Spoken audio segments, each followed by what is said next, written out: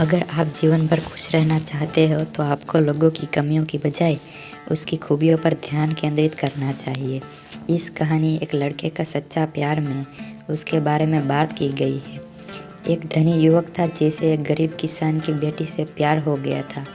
वह लड़की न केवल सुंदर बल्कि बहुत ज़्यादा समझदार भी थी। एक दिन जब युवक ने अपने दिल की बात उस लड़की से कही, उससे शादी करने का प्रस्ताव दिया, तो लड़की ने ध्यानपूर्वक सोचकर इनकार कर दिया। लड़की का मना करने का सिर्फ एक ही कारण था कि वो गरीब परिवार से थी और ये युवक अमीर परिवार से। लेकिन कुछ समय के बाद जब ये बात इस युवक को पता चली तो उस लड़की के माता पिता के साथ बात की और उसे समझाया। बहुत समझाने के बाद उस लड़की ने अपने निर्णय को बदला और दोनों का विवाह हो गया। युवक उसे बहुत प्यार करता था और उनका दाम्पत्य जीवन भी बहुत ही सुखद और समृद्धि भरा था। कुछ महीने बाद युवती को त्वचा रोग स्किन डिसीज हो गया, जिसके कारण उसका सौंदर्य धीरे धीरे कम होने लगा। इससे लड़की को डर भी लगने लगा कि शायद त्वचा रोग के कारण मेरा पति मुझे छोड़ न दे। वह स्वयं को ठीक करने के लिए हर संभव प्रयास कर रही थी ताकि उसका पति उसे प्यार करता रहे और उसका साथ निभाए।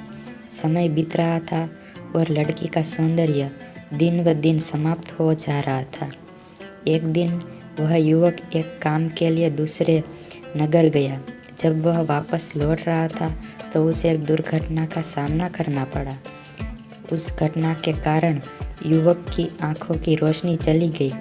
इस दुर्घटना के कुछ समय बाद उनका जीवन पुनः सामान्य और खुशियों भरा होने लगा। चर्म रोग के कारण वह लड़की दिन प्रतिदिन कमज़ोर और बदसूरत हो गई। हालांकि पति के अंधापन के कारण उनका दाम्पत्य जीवन सुस्त नहीं हुआ। दिखाई न देने की वजह से वह युवक उससे पहले ही तरह प्यार कर रहा था। कुछ वर्षों बाद उस लड़की की बीमारी के कारण असमय मृत्यु हो गई।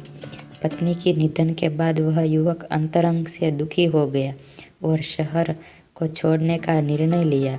उस समय उसके पड़ोसी ने उसे संबोधित करते हुए कहा, अब आप तो अपनी पत्नी के बिना अकेले पड़ जाएंगे।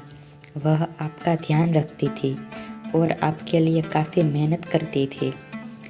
अब आप जीवन के इस अंधकार का कैसा सामना करेंगे, इसका आपको कुछ भी ख्याल है?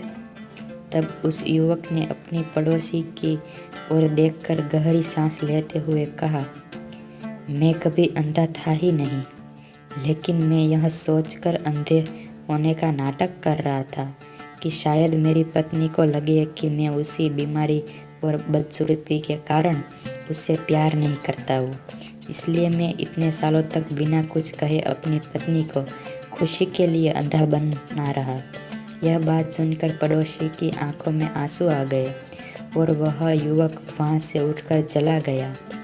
यदि आप चाहते हैं कि आप जीवन पर खुश रहे तो आपको लोगों की कमियों की बजाय उनकी खूबियाँ पर ध्यान केंद्रित करना चाहिए।